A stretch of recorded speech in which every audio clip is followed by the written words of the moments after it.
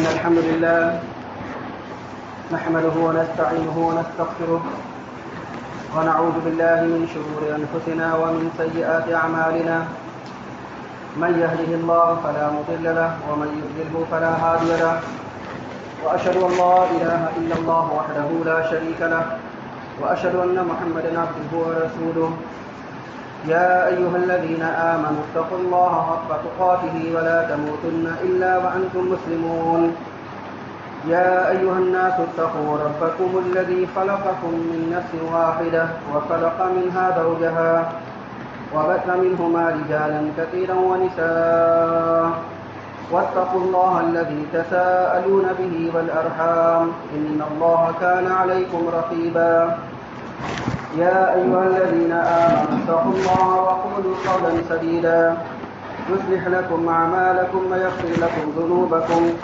ومن يطع الله ورسوله فقد فاز فوزا عظيما أما بعد فإن خير الحديث كتاب الله وخير الهدي هدي محمد صلى الله عليه وسلم وشر الأمور محدثاتها وكل محدثة بدعة وكل بدعة ضلالة وكل ضلالة في النار. تمام قسم کی تعریف کبریائی حمد و ثنا اس اللہ وحدہ لا شریک کے لیے لائق و زیبا ہے کہ جس نے ساری کائنات کی تخلیق فرمائی، ہماری ضرورتوں کے واسطے ہر ایک چیز کو مہیا فرمایا، ہماری رشد و ہدایت کے لیے انبیاء اور رسولوں کا سلسلہ جاری فرمایا اور ہمیں مسلمان بنایا. درود و سلام نازل ہو تمام انبیاء کرام علیہم الصلاۃ والتسلیم پر، خصوصاً امام کائنات، امام الانبیاء، افضل البشر، خاتم النبیین، شفیع المذنبین، رحمۃ للعالمین محمد صلی اللہ علیہ وسلم پر. اللہم صلی علی محمد وعلی آل محمد کما صلیت علی ابراہیم وعلی آل ابراہیم انک حمید مجید. اللہم بارک علی محمد وعلی آل محمد کما بارکت علی ابراہیم وعلی آل ابراہیم انک حمید مجید. معزز حاضرین جمعہ، عزیز بچوں،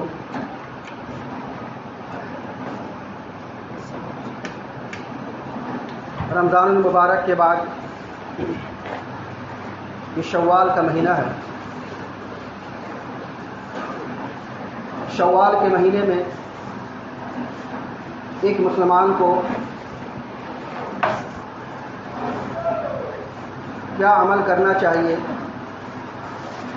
اور شوال کی جو تاریخ ہے اس کو سمجھنا چاہیے. آج کے جمعہ کے خطبے میں انشاءاللہ تعالی ہم شوال کی تاریخوں کے کچھ واقعات آپ کے سامنے میں بیان کریں گے. اللہ تعالیٰ سے دعا ہے کہ اللہ تعالیٰ ہمیں حق کہنے، حق سننے، حق سمجھنے اور حق باتوں پر عمل کرنے کی توفیق عنایت فرمائے. آمین. شوال کے مہینے کی فضیلت ایک تو یہ ہے کہ اس مہینے میں نبی کریم صلی اللہ علیہ وسلم نے روزہ رکھنے کی ترغیب دی ہے اور اس مہینے کے روزے کو رمضان المبارک کے مہینے کے روزے سے جوڑ دیا.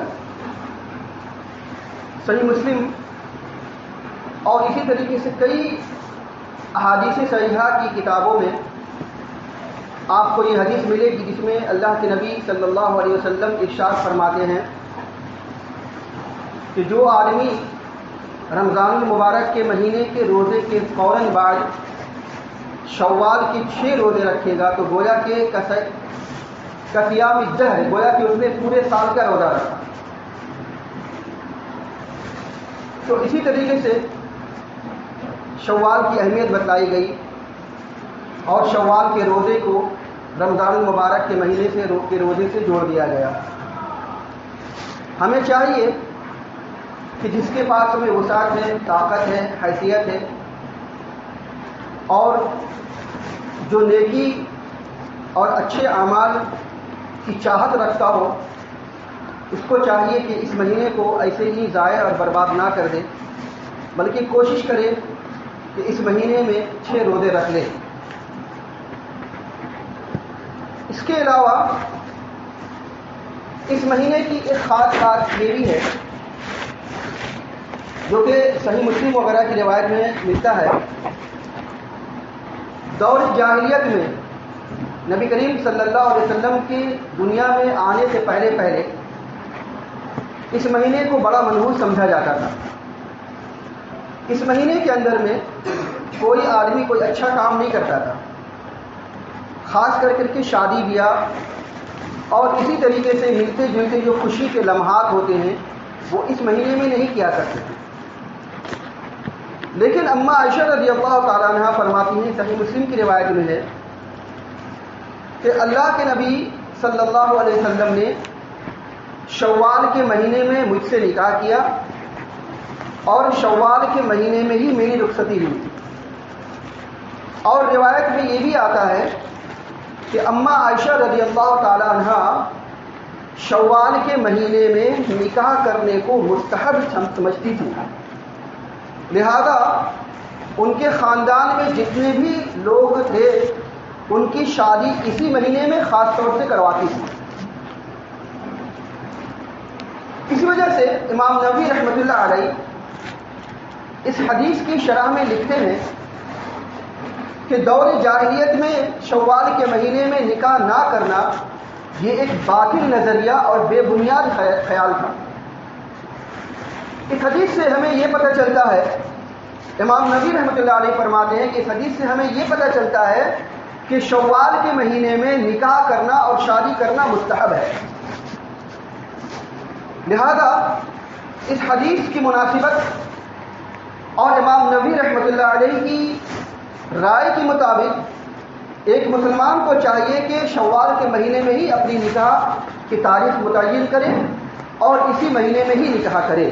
یہ مستحب عمل ہے، ورنہ جس کو جو سہولت ہے وہ کسی بھی مہینے میں نکاح اور شادی کر سکتا ہے، لیکن شوال کے مہینے میں نکاح کرنا یہ مستحب ہے، جیسا کہ اماں عائشہ رضی اللہ تعالیٰ عنہ یہ عمل کرتی ہے. تو اسی طریقے سے ہمیں شوال کی اسی اہمیت کا اندازہ ہوتا ہے. اب شوال کے مہینے میں کیا تاریخیں واقعات رونما ہوئی وہ آج کی خطبے میں انشاءاللہ ہم آپ کے سامنے میں بیان کرتے ہیں. نبی کریم صلی اللہ علیہ وسلم جب مدینہ ہجرت کر کے پہنچے تو 32ویں مہینے میں شوال 3 ہجری چل رہا تھا سال. اسی سال میں شوال کے مہینے میں ایک بہت بڑا واقعہ مسلمانوں کی زندگی میں پیش آیا، اور یہ واقعہ ہم مسلمانوں کے لیے ایک بہت بڑی عبرت کی بات ہے. یاد رکھیے، زندہ اور جاوید قوم وہی ہوتی ہے کہ جو اپنی تاریخ کو یاد رکھتی ہے. جو قوم اپنی تاریخ کو بھلا دے، جو قوم اپنی تاریخ کو فراموش کر دے، جو قوم اپنی تاریخ سے عبرت اور سبق حاصل نہ کرے، وہ قوم کبھی پنپ نہیں سکتی، کبھی ابھر نہیں سکتی. آپ اس سے کسی خیر کی امید نہیں کر سکتے. اس لیے آج کی تاریخ میں جبکہ مسلمانوں پر چاروں طرف سے یلغار کیے جا رہے ہیں، ایسی صورتحال میں ایک مسلمانوں کی کیا ذمہ داری بنتی ہے؟ ہم علماء اور دانشوران کی کوشش ہونی چاہیے کہ مسلمانوں کو شوال کی تاریخ سے ان کو یاد کرایا جائے، روشناس کرایا جائے. اپنے بچوں کو شوال کی تاریخ اور شوال کے مہینے میں جو واقعات رونما ہوئے اس تاریخ کو بتلائی جائے، تاکہ آپ کے بچے اس تاریخ کو پڑھ کر کے ان کی پرورش ہو اور وہ پروان چڑھے. اور جب وہ بڑے ہوں تو ان کو تاریخ یاد ہو کہ شوال کے مہینے میں کون سی تاریخ تھی اور کون سا واقعہ رونما ہوا تھا اور ہمیں کیا عبرت اور کیا درس دے کر کے گیا ہے. لہذا ہم لوگ اس تاریخ کو بھول چکے. ہمیں یہ نہیں پتا کہ شوال کے مہینے میں کیا کیا واقعات پیش آئے ہیں اور وہ واقعہ ہمیں کیا درس دیتے ہیں اور کیا نصیحت دیتے ہیں. آپ کو بتلانا ہے کہ شوال کے مہینے میں جو واقعات ہوئے وہ ہماری زندگی سے کتنی ہی قریب ہیں اور کتنے ہم پر اثر انداز ہوتے ہیں. 3 ہجری میں جب اس سے 1 سال پہلے جنگ بدر کا معرکہ پیش آیا تھا تو مسلمان جیت گئے تھے، کفار ہار گئے تھے. اب ان کی ہار ان سے دیکھی نہیں جا رہی تھی، برداشت نہیں ہو رہی تھی، ہضم نہیں ہو پا رہا تھا. مکہ لوٹتے ہی فوراً انہوں نے تیاری شروع کر دی. قریباً 1 سال سے تیاری چل رہی تھی کہ کسی طریقے سے بدر کے دن کا بدلہ لیا جائے. بدر رمضان المبارک کے مہینے میں ہوا، سن 2 ہجری میں، اور 17 تاریخ تھی. اور اس کے 1 سال کے بعد شوال کے مہینے میں 3 ہجری میں جنگ احد کا معرکہ پیش آیا. 1 سال سے کفار کے یہاں، مشرکین کے یہاں تیاری چل رہی تھی. بڑے کھسیائے ہوئے تھے کہ کسی طریقے سے مسلمانوں سے بدلہ لینا ہے. اور اسی بدلے کی آڑ میں ان لوگوں نے 1 سال سے تیاری شروع کی اور تقریباً 3000 کا لشکر تیار کیا اس زمانے میں، جو کہ بہت بڑا لشکر مانا جاتا تھا. 200 گھوڑے اور اسی طریقے سے 1000 اونٹ اور اسی طریقے سے 50 اونٹوں پر ان کے کئی مہینے کا راشن پانی اور بڑی تیاری کے ساتھ میں، پورے زرے کے ساتھ، پورے ہتھیار کے ساتھ میں لیس ہو کر کے مدینہ پر چڑھائی کرنے کے لیے آئے ہوئے.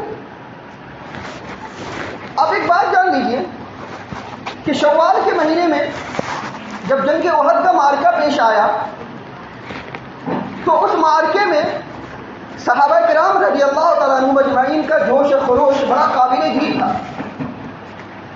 آپ ایک بات یاد جان لیجیے کہ کسی بھی قوم کا لیڈر یا کسی بھی قوم کا امام یا کسی بھی قوم کا سربراہ اس وقت کامیاب ہوتا ہے جب اس کی رعایا کے اندر میں جوش و خروش ہوتی ہے، جب اس کے عوام، جب اس کے ماننے والے اور ان کے متبعین کے اندر میں جوش و خروش ہوتا ہے، ان کے اندر میں بیداری ہوتی ہے، تب جا کر کے ان کی قوم کا لیڈر، ان کی قوم کا امام فلاح اور کامیاب ہوتا ہے. لیکن معاف کیجیے، اگر کسی امام کا متبعین یا کسی امام کا پیروکار یا کسی قوم کے لیڈر اور ان کے سربراہ یا ان کے عوام میں اگر جوش و خروش نہ پائی جائے تو معاف کیجیے، اکیلا کوئی امام سربراہ کچھ بھی نہیں کر سکتا. نبی کریم صلی اللہ علیہ وسلم کے زمانے میں حالات ایسے ہی تھے کہ جب نبی کریم صلی اللہ علیہ وسلم کو اطلاع ملی کہ مکہ سے کفار ہم پر حملہ کرنے والے ہیں تو اللہ کے نبی صلی اللہ علیہ وسلم نے صحابہ کرام سے مشورہ کیا. صحابہ کرام میں مشورہ میں یہ طے ہوا کہ ہم لوگ جوش و خروش کے ساتھ میں ان کا مقابلہ کریں گے. بلکہ بعض صحابہ جو کہ ینگ تھے، نوجوان تھے، انہوں نے اللہ کے نبی صلی اللہ علیہ وسلم کے سامنے میں یہ تجویز رکھی کہ ہم لوگ مدینہ میں نہیں بلکہ مدینہ سے باہر نکل کر کے اٹیک کریں گے، حملہ کریں گے اور ان کا دفاع کریں گے، ان کے حملوں کا دفاع کریں گے. باوجود اس کے کہ اللہ کے نبی صلی اللہ علیہ وسلم چاہتے تھے کہ ہم مدینہ میں رہ کر ہی ان کا مقابلہ کریں، لیکن صحابہ کرام رضی اللہ تعالیٰ عنہم اجمعین کی یہ تجویز تھی اور ان کی رائے تھی کہ ہم لوگ مدینہ سے نکل کر کے حملہ کریں گے اور ان سے دفاع کریں گے. اللہ کے نبی صلی اللہ علیہ وسلم نے اسی میٹنگ میں اور اسی مجلس کی جو مشاورت کی مجلس تھی، اسی مجلس میں اللہ کے نبی صلی اللہ علیہ وسلم نے اپنی خواب کی تفسیر بیان کی کہ دیکھو میں نے خواب میں دیکھا کہ گائے ذبح کی جا رہی ہے، جس کا مطلب یہ ہوتا ہے کہ ہم کو اس میدان میں شکست ہونے والی ہے، ہم اس میں شکست کھا جائیں گے، اس میں ہار جائیں گے. اور بھی کئی خواب دیکھے اللہ کے نبی صلی اللہ علیہ وسلم نے، جس میں یہ دیکھا اللہ کے رسول صلی اللہ علیہ وسلم نے کہ ان کے گھر کا کوئی فرد شہید ہو گیا ہے. بعد میں پتہ چلا کہ حمزہ رضی اللہ تعالیٰ عنہ اسی جنگ میں شہید ہو گئے تھے اور ان کی لاش کا مسئلہ کیا گیا تھا. یہ ساری تفصیلات اللہ کے نبی صلی اللہ علیہ وسلم نے اپنے صحابہ کرام رضی اللہ تعالیٰ عنہم اجمعین کو بتلائی. صحابہ کرام رضی اللہ تعالیٰ عنہم اجمعین کا جوش و خروش تھا، بچے بوڑھے سبھی اس بات کے لیے تیار تھے. یہاں تک کہ غزوہ بدر میں جو مسلمان شامل نہیں ہوئے تھے ان کی کوشش تھی کہ اب ہمارے لیے بہت ہی گولڈن چانس ہے، بہت ہی سنہرا موقع ہے کہ غزوہ بدر میں ہم شریک تو نہیں ہو سکے تھے کسی مجبوری میں، اب موقع آیا ہے، اب ہم شریک ہوں گے. چنانچہ اللہ کے رسول صلی اللہ علیہ وسلم نے 1000 کا لشکر تیار کیا 1000 کا لشکر لے کر کے جب میدان جہاد میں پہنچے، میدان کارزار میں پہنچے، تو پھر ایک مرتبہ جائزہ لیا گیا تو پتا چلا کہ اس میں 50 ایسے تھے کہ جو یا تو ناتجربہ کار تھے یا تو ابھی چھوٹے بچے تھے. ان کو ان کی کم صغر سنی یعنی کم عمری کی وجہ سے اور ان کی ناتجربہ کاری کی وجہ سے ان کو واپس کر دیا گیا کہ آپ مدینہ واپس چلے جائیں. صرف 2 صحابی ایسے تھے کہ جو ابھی بالغ نہیں ہوئے تھے. رافع بن خدیج رضی اللہ تعالیٰ عنہ اور سمرہ بن جندب رضی اللہ تعالیٰ عنہ. یہ ابھی چھوٹے بچے تھے. رافع بن خدیج رضی اللہ تعالیٰ عنہ طاقتور تھے اور سمرہ بن جندب رضی اللہ تعالیٰ عنہ تیر چلانے میں بہت ماہر تھے. ان کی انہی فن کی وجہ سے، ان کی انہی مہارت کی وجہ سے، باوجود اس کے کہ وہ بھی چھوٹے بچے تھے، ان کو جہاد میں شامل کر لیا گیا. اس سے یہ پتہ چلتا ہے کہ آپ کی عملی زندگی میں اگر کسی کے پاس میں کوئی تجربہ ہو، کسی کے پاس میں کوئی صلاحیت ہو، تو اس کی صلاحیت کو نظر انداز نہیں کر دینی چاہیے. اس کی اچھائیوں کو پیچھے نہیں کر دینی چاہیے. اس کی اچھائیوں کو ان کی خرابیوں سے نہیں بدل دینی چاہیے، بلکہ دیکھنا چاہیے کہ کس کے اندر میں کیا صلاحیت ہے. آپ کو بارہا بتایا گیا خطبوں میں اور درسوں میں کہ جس کے پاس میں جو صلاحیت ہے اللہ کے دین کو پھیلانے میں اپنی صلاحیت کو بروئے کار لائے، اپنی صلاحیت کو کام میں لائے. اس لیے کہ آپ کے پاس میں صلاحیت ہونے کے باوجود بھی اگر آپ اللہ کے دین کی مدد نہ کر سکے تو آپ سے بڑا ظالم اور آپ سے بڑا ناتجربہ کار شاید کوئی ہو سکتا ہے. اس لیے آپ اپنی تجربہ کو اور اپنی صلاحیت کو سامنے لائیے. مت جھجکیے، مت شرم محسوس کیجیے، مت سمجھیے کہ ہم کمتر ہیں یا ہمارے پاس میں کوئی صلاحیت نہیں.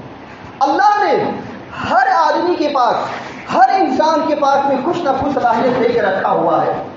اس صلاحیت کو ہمیں چاہیے کہ ہم اس صلاحیت کو لا کر کے بروئے کار لائیں اور اس کا عملی تجربہ کریں. اللہ کے رسول صلی اللہ علیہ وسلم کی یہ 2 صحابہ بچپن ہونے کے باوجود، بچے ہونے کے باوجود ان کو تجربہ کی بنیاد پر اور صلاحیت کی بنیاد پر ان کو شامل کر لیا گیا. اب معاملہ پیش ہوا کہ یہ لوگ چلتے چلے اور یہ 1000 کا لشکر ٹھیک دشمن کی آنکھ کے سامنے پہنچ گیا. بالکل دشمن کی آنکھ کے سامنے. دشمن بھی ان کو دیکھ رہے ہیں اور اسلامی لشکر بھی ان کو دیکھ رہی ہے. اب یہ نازک موڑ تھا کہ منافق کے سردار عبداللہ بن ابی ابی نے یہاں پہ بغاوت کر دی. اس نے مدینہ والے کو پکار کر کے کہا کہ یہاں تمہارا کوئی مقام نہیں. اس نے جب دیکھا کہ دشمن کی تعداد بہت زیادہ، 3000 کے قریب اس نے اندازہ لگایا کہ بہت زیادہ ہے اور ہماری تعداد بہت کم ہے، قریب تھا کہ ہم لوگ پسپا ہو جائیں اور ہم لوگ ہار جائیں. لہذا اس نے اس کا بہانہ بنایا اور بہانہ بنا کر کے مسلمانوں کو ورغلانا شروع کر دیا. مسلمانوں کے درمیان میں پھوٹ ڈالنے کی کوشش کی اور تقریباً 300 مسلمانوں کو اور اسی طریقے سے اپنے چاہنے والوں کو ورغلا کر کے لے کے چلا گیا. 300 آدمی الگ ہو گئے اور قریب تھا کہ بنو سلمہ اور بنو حارثہ کے یہ 2 بڑے قبیلے یہ بھی پھسل جاتے اور پھسل کر کے میدان چھوڑ کر کے نکل جاتے. اللہ سبحانہ و تعالیٰ نے سورہ آل عمران میں انہی دونوں قبیلوں کے تعلق سے ارشاد فرمایا اذ ہمت طائفتان منکم ان تفشلا. قریب تھا کہ جب یہ 2 قومیں اور یہ جو قبیلے بزدلی پر آمادہ ہو رہی تھی تو اللہ سبحانہ و تعالیٰ نے ان کی مدد کی اور ان کے پیر کو جما دیے. لہذا یہ لوگ میدان چھوڑ کر کے نہیں بھاگے اور میدان چھوڑ کر کے واپس نہیں پلٹے. اب رہ گئے مسلمان صرف 700. 300 نکل گئے، 700 مسلمان بچ گئے. آپ اندازہ لگا لیجیے کہ ایسے نازک موقع پہ جب اجب کی تیاری ہو رہی تھی، حملے کی تیاری ہو رہی تھی اور دشمن ان کو دیکھ رہا تھا اپنی آنکھوں کے سامنے، تو دشمن، کسی بھی قوم کا دشمن، چاہے ہمارا دشمن ہو یا ہم کسی کے بھی دشمن ہو، کوئی یہ نہیں دیکھتا کہ آپ کی تعداد کتنی ہے. آپ کی تعداد بھلے سے جتنی ہو وہ آپ کی طاقت کا اندازہ لگاتا ہے اور آپ کی طاقت کا سب سے بہترین جو ذریعہ ہے وہ اتحاد ہے. اتحاد ہے. اگر قوم کے اندر میں اتحاد نہ ہو تو اس کے اندر میں کوئی طاقت نہیں. اتحاد ہی سب سے بڑی طاقت ہے.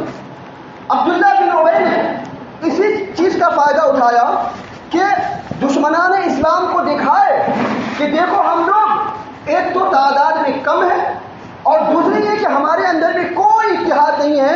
دیکھو ہم لوگ بھگوڑے ہیں, ہم لوگ بھاگ رہے ہیں. ورنہ وہ چاہتا بندہ جو پہلے ہی اپنے لشکروں کو لے کر کے نکل سکتا تھا, لیکن عین موقع پہ دشمن کی آنکھ کے سامنے میں اس نے بغاوت کی اور دشمنان کو یہ دکھانے کی کوشش کی دیکھو ہمارے اندر میں کتنا نفاق ہے اور ہمارے اندر میں کتنا پھوٹ ہے. لہذا یہ چیز ہمیں اندازہ لگا لینی چاہیے کہ آج ہم لوگ کمی کا رونا روتے ہیں. آج ہم لوگ اس بات کا رونا روتے ہیں کہ ہمارے پاس میں کوئی وسائل نہیں ہے. آج ہم اس بات کا رونا روتے ہیں کہ ہمارے پاس میں نہ تو مادی وسائل ہیں, نہ تو ہمارے پاس میں صلاحیتی وسائل ہیں, نہ تو ہمارے پاس میں کوئی ایسی وسائل ہیں کہ جن کے ذریعے سے ہم ان کا دفاع کر سکیں اور ان کو منہ توڑ جواب دے سکیں. معاف کیجیے, سب سے بڑی جو ہمارے پاس میں کمی وہ اتحاد کی کمی ہے. دشمن کسی بھی قوم کا ہو یا ہم کسی کے دشمن ہو یا ہمارا کوئی دشمن ہو, ہمیں ان کی اتحاد کا اندازہ لگانا چاہیے کہ ان کے اندر میں اتحاد کتنی ہے.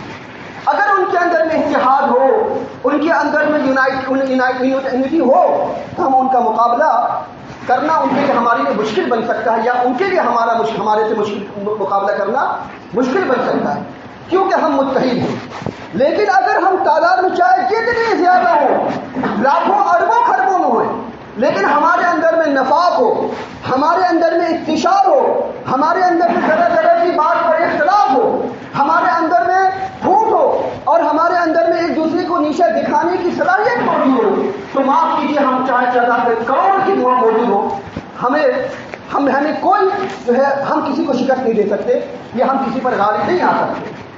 تو لہذا آج کی تاریخ میں, اس تاریخ میں بھی, آج کی تاریخ میں بھی اور رہتی دنیا تک اتحاد سب سے بڑی طاقت ہے جو شاید آج مسلمانوں کی یہاں پائی جاتی ہے. شاید مسلمانوں کی یہاں پائی جاتی ہے. اس دور میں منافق نے اسی بات کا اندازہ لگایا تھا اور آج کی تاریخ میں بھی منافقین اسی بات کا اندازہ لگا رہے ہیں.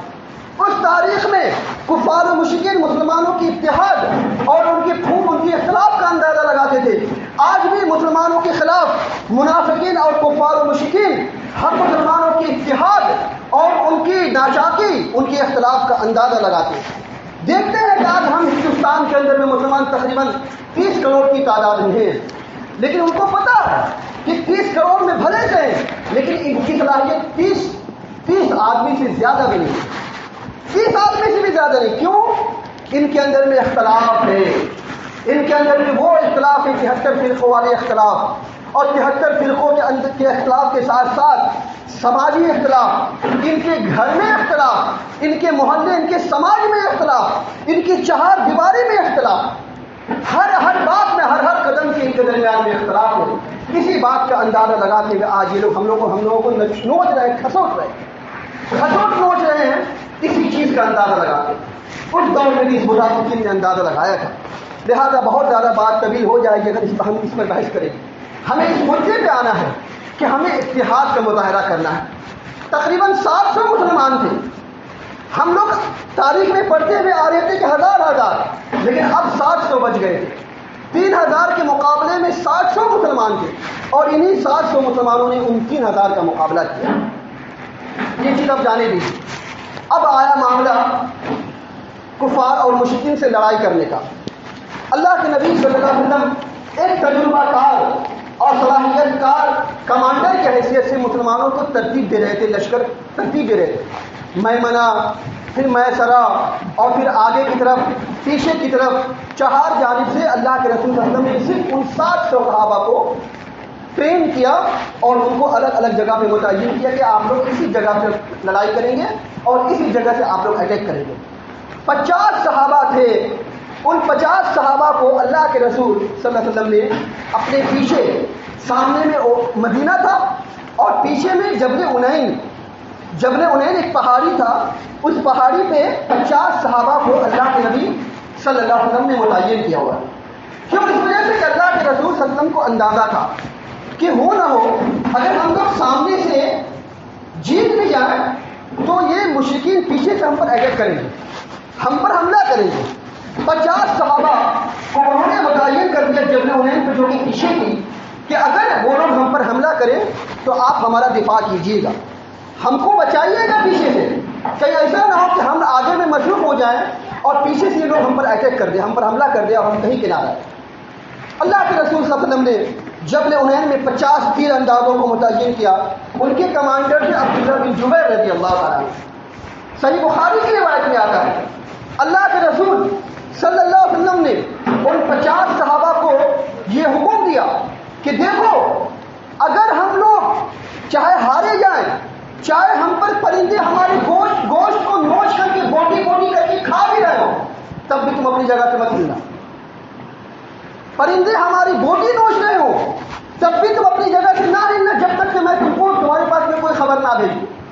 اور جب یہ دیکھو کہ ہم لوگ جیت چکے ہیں اور ہم لوگ مال غنیمت لوٹ رہے ہیں تب بھی تمہارے لیے یہ حکم ہے کہ تب بھی تم اپنی جگہ کو مت چھوڑنا جب تک کہ میں تمہارے پاس میں کوئی قاصد یا کوئی خبر نہ دوں۔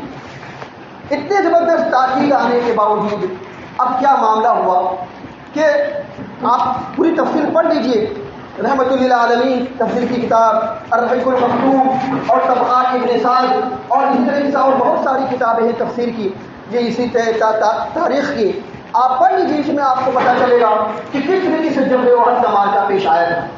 جب مسلمان جیت چکے تھے اور کفار و مشرکین بھاگ رہے تھے تو مسلمانوں ان کو دوڑا جڑا کر کے مار رہے تھے، ان کو قتل کر رہے تھے، ان کو دوڑا رہے تھے اور اسی طریقے سے جو مال غنیمت تھا ان کو سمیٹ رہے تھے۔ اب یہ پیچھے سے جو 50 صحابہ جبل حنین پر متعین تھے، 2 مرتبہ حملہ ہوا۔ حضرت خالد بن ولید رضی اللہ تعالیٰ عنہ کی اس وقت مسلمان نہیں ہوئے تھے، ان کی کمانڈری میں 2 مرتبہ انہوں نے پیچھے سے حملہ کرنے کی کوشش کی، لیکن ان 50 صحابہ نے ان کا دفاع کیا اور ان کو حملہ کرنے نہیں دیا۔ لیکن تیسری مرتبہ وہ کامیاب کیسے ہو گئے؟ 2 مرتبہ انہوں نے اٹیک کیا، کامیاب نہیں ہوئے، لیکن تیسری مرتبہ وہ کامیاب کیسے ہوئے؟ اس کے بارے میں روایت میں آتا ہے کہ جب ان 50 صحابہ نے دیکھا کہ مسلمان جیت چکے ہیں اور مسلمان کفار و مشرکین کو قتل کر رہے ہیں اور مال غنیمت کو لوٹ رہے ہیں تو اب ان کے درمیان میں اختلاف پیدا ہوا۔ کہاں گئی اللہ کے نبی صلی اللہ علیہ وسلم کی حدیث؟ کہاں گئی اللہ کے رسول صلی اللہ علیہ وسلم کی تاکید؟ کہاں گئی اللہ کے رسول صلی اللہ علیہ وسلم کا حکم؟ کہاں گیا اللہ کے نبی صلی اللہ علیہ وسلم کا فرمان؟ سب کا سب دھرا کا دھرا رہ گیا۔ 40 صحابہ تھے، انہوں نے اختلاف کیا کہ ہمیں اب چلنا چاہیے، ہم جیت چکے ہیں اور ہمارے بھائی مال غنیمت کو لوٹ رہے ہیں، ان کو مال غنیمت کو لوٹنے میں ہمیں انہیں ساتھ دینا چاہیے۔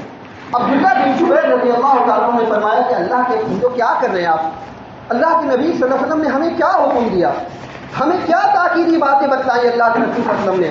اللہ کے نبی صلی اللہ علیہ وسلم نے بتایا کہ چاہے جیسا بھی ہو آپ اپنی جگہ سے مت ہلنا۔ اختلاف ہو گیا صحابہ میں، لہذا 40 کے 40 صحابہ میدان اس جگہ کو چھوڑ کر کے چلے گئے، صرف 10 صحابہ رضی اللہ تعالیٰ عنہ بچ گئے تھے، صرف 10 صحابہ۔ جب خالد بن ولید رضی اللہ تعالیٰ نے پیچھے سے دیکھا کہ اپنے 50 میں سے سب کے سب آدھے سے زیادہ چلے گئے، چند لوگ رہ گئے ہیں، تو انہوں نے اٹیک کیا، حملہ کیا، اور حملہ کے نتیجے میں وہ 10 کے 10 صحابہ جو ابھی تک ڈٹے ہوئے تھے ان کو شہید کر دیا گیا۔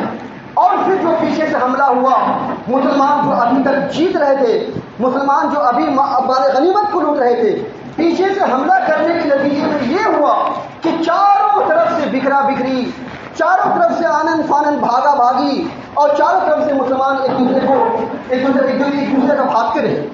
خود اللہ کے رسول صلی اللہ علیہ وسلم کے سلسلے میں یہ افواہ پھیل گئی تھی کہ اللہ کے رسول صلی اللہ علیہ وسلم قتل کر دیے گئے، لہذا کسی بھی قوم کے سربراہ اور لیڈر کے بارے میں یہ افواہ اڑ جانا یا یہ پتہ چل جانا کہ اس قوم کا لیڈر مارا گیا ہے، لشکروں کے حوصلے کو پست کرنے کے لیے اور ان کو نیشہ دکھانے کے لیے بہت ہی اہم ہوتا اور بہت کافی ہوتا۔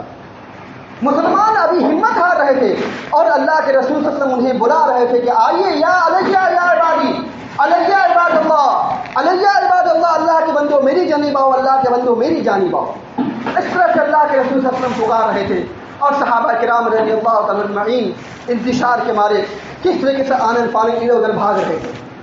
یہ معرکہ پیش آیا ان 40 صحابہ کی نافرمانی کی وجہ سے. دیکھیے ان 50 صحابہ میں سے 40 صحابہ نے اللہ کے نبی صلی اللہ علیہ وسلم کی حکم کی عدولی کی, نافرمانی کی. اس نافرمانی کی وجہ سے مسلمان جو ابھی جیت رہے تھے ان کی جیت ہار میں بدل گئی. آپ اندازہ لگا لیجیے کہ خود اللہ کے رسول صلی اللہ علیہ وسلم کو زخمی کر دیا گیا. حضرت حمزہ رضی اللہ تعالیٰ شہید ہو گئے, مصعب بن عمیر رضی اللہ تعالیٰ شہید ہو گئے, اور اسی طریقے سے 70 بڑے بڑے صحابہ کرام رضی اللہ تعالیٰ اجمعین کو شہید کر دیا گیا اسی نافرمانی کی وجہ سے. کتنا بڑا نقصان, کتنا بڑا نقصان. یہ اور بات ہے کہ ہم لوگ اس کو نقصان سمجھتے ہیں, لیکن ہماری آنکھوں کے سامنے میں جو نقصان دکھ رہا ہوتا ہے اللہ سبحانہ و تعالیٰ کے سامنے میں وہ نقصان نہیں ہوتا. ہم لوگ سمجھ رہے ہوتے کہ ہم کتنا بے بس, کتنا مجبور, کتنا لاچار ہیں.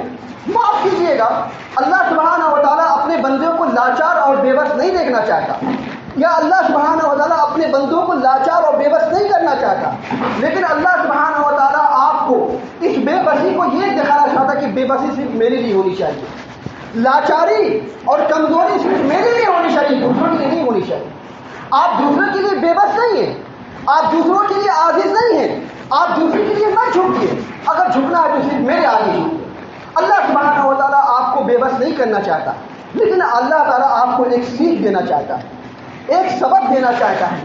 وہ اسی کی وجہ سے کہ ایک نافرمانی کی وجہ سے اللہ سبحانہ و تعالیٰ آپ کو کتنا بڑا عبرت دے دیا, کتنا بڑا نصیحت دے دیا اللہ نے. کہ دیکھیے کہ کسی ایک کے نافرمانی کی وجہ سے, ایک کے حکم عدولی کی وجہ سے پوری قوم کو بھگتنا پڑتا ہے اس کی سزا. آپ کسی بھی قوم کی تباہی کا باعث مت بنیے, آپ کسی بھی قوم کی بربادی کا سبب مت بنیے. کیسے؟ اللہ سبحانہ و تعالیٰ اور نبی کریم صلی اللہ علیہ وسلم کے حکم عدولی کر کے, کیسے قوم سے بغاوت کر کے, کیسے جماعت سے علیحدگی اختیار کر کے, کیسے جماعت سے اختلاف کر کے, یا کیسے جماعت سے بغاوت کر کے. آپ اپنی پوری قوم کی تباہی, پوری قوم کی بربادی کا باعث مت بنیے, اس لیے کہ دشمن کی نظر ہمارے اوپر میں ہے اور بہت ہی گہرائی سے ہے. اگر ہم ذرہ برابر بھی تھوڑی سی اگر ہم کوئی نافرمانی کرتے ہیں یا اپنی اس کو انا کا مسئلہ بناتے ہیں کسی مسئلے کو, تو معاف کیجیے, آپ دشمنوں کے نرغے میں ہیں, دشمن آپ کو بھی اچک لے گی اور آپ کے جو قوم کی جو لوگ سب کو اچک لے گی. کوئی نہیں زندہ بچے گا, کوئی روئے زمین پر نہیں رہے گا. اس وجہ سے آپ کسی کی تباہی اور بربادی کا باعث مت بنیے. یہ چند صحابہ تھے جنہوں نے اللہ کے رسول صلی اللہ علیہ وسلم کی بات نہیں مانی, جس کی وجہ سے اللہ سبحانہ و تعالیٰ نے ان کو یہ سب سیکھ دی, یہ سبق دی, اور رہتی دنیا تک آج ہم اس تاریخ کو پڑھیں گے. جنگ احد کا معرکہ ہمیں یہ سبق دیتا ہے کہ ہمیں اپنے اندر میں اختلاف نہیں پیدا کرنی چاہیے. جنگ احد کا معرکہ ہمیں یہ سبق اور ہمیں یہ سیکھ دیتا ہے کہ ہمیں کسی کی تباہی اور بربادی کی وجہ نہیں بننی چاہیے. جنگ احد کا معرکہ ہمیں یہ سبق اور یہ پیغام دیتا ہے کہ ہم دشمنوں کو اپنی کمزوری نہ دیکھنا ہے. بھلے سے ہمارے اندر میں کوئی اختلاف ہو تو ہو, ہم قرآن کریم کی روشنی میں اور اللہ کے رسول صلی اللہ علیہ وسلم کی احادیث صحیحہ کے فرمان کی روشنی میں اس کو حل کرنے کی کوشش کریں. چاہے اپنے گھر میں ہو, اپنی جماعت میں ہو, اپنے سماج میں ہو, اپنے محلے میں ہو, اپنے ادارے میں ہو, اپنے مدرسے میں ہو, اپنی مسجد میں ہو, یا چاہے کسی بھی سوسائٹی کے اندر میں ہو. دشمن کو اس بات کا پتہ نہیں چلنی چاہیے کہ ہمارے اندر میں کون سا معاملہ یا کون سی چیز پنپ رہی ہے. اگر وہ چیز پنپے گی, پنپتے وہ چیز باہر جائے گی اور پھر ہم کہیں کے لیے رہیں گے. بہت ساری باتیں ہیں جنگ احد کے تعلق سے, انشاءاللہ پھر کبھی موقع آئے گا تو آپ کو بتلایا جائے گا. بس ہمیں جنگ احد کا معرکہ یاد رکھنی چاہیے, اس تاریخ کو یاد رکھنی چاہیے, اپنے بچوں کو بتلانا چاہیے, اپنے قوم کے نوجوانوں کو بتلانی چاہیے کہ جنگ احد ہمیں کیا درد دیتا ہے, کیا پیغام دیتا ہے, کیا سیکھ دیتا ہے. اور معاف کیجیے, ہمیں چاہیے کہ شوال کی تاریخ کو یاد رکھیں کہ شوال میں کیا ہوا تھا, رمضان المبارک کی 17 تاریخ کو کیا ہوا تھا, اور اسی طریقے سے آنے والی تاریخوں میں کیا واقعات پیش آئے تھے. زندہ جاوید قوم وہی ہوتی ہے جو اپنی قوم کی تاریخ یا اپنی تاریخ ماضی کی تاریخ کو کبھی فراموش نہیں کر دیتی ہے. اس لیے تاریخ کو یاد رکھیے اور تاریخ سے سبق حاصل کیجیے. اللہ تعالیٰ سے دعا کیجیے کہ اللہ سبحانہ و تعالیٰ ہمیں ان تاریخوں کو یاد رکھنے کی توفیق عطا فرمائے، اللہ سبحانہ و تعالیٰ ہمیں ان تاریخ کو سمجھنے کی توفیق عطا فرمائے اور ان تاریخ پر سے نصیحت حاصل کرنے کی توفیق عطا فرمائے۔ الہ العالمین ہم میں جو بیمار ہیں انہیں شفاء کاملہ عاجلہ عطا فرما، جو پریشان حال ہیں ان کی پریشانیوں کو دور فرما، جو پریشان ہیں ان کی پریشانیوں کو دور فرما۔ الہ العالمین دنیا کے اندر میں جہاں جہاں کہیں مسلمان پریشان ہیں الہ العالمین تو ان سب کی مدد فرما۔ الہ العالمین ہمارے بچے اور بچیوں کی حفاظت فرما، ہماری مدارس اور ہمارے مساجد کی حفاظت فرما۔ الہ العالمین جب تک ہم جئیں کتاب اللہ اور سنت رسول اللہ صلی اللہ علیہ وسلم پر عمل کرتے ہوئے جئیں، اور جب ہمارا خاتمہ ہو انہی دونوں پر عمل کرتے ہوئے ہمارا خاتمہ ہو۔ اقول قولی ھذا واستغفر اللہ لی ولکم ولسائر المسلمین، وآخر دعوانا الحمد للہ رب العالمین۔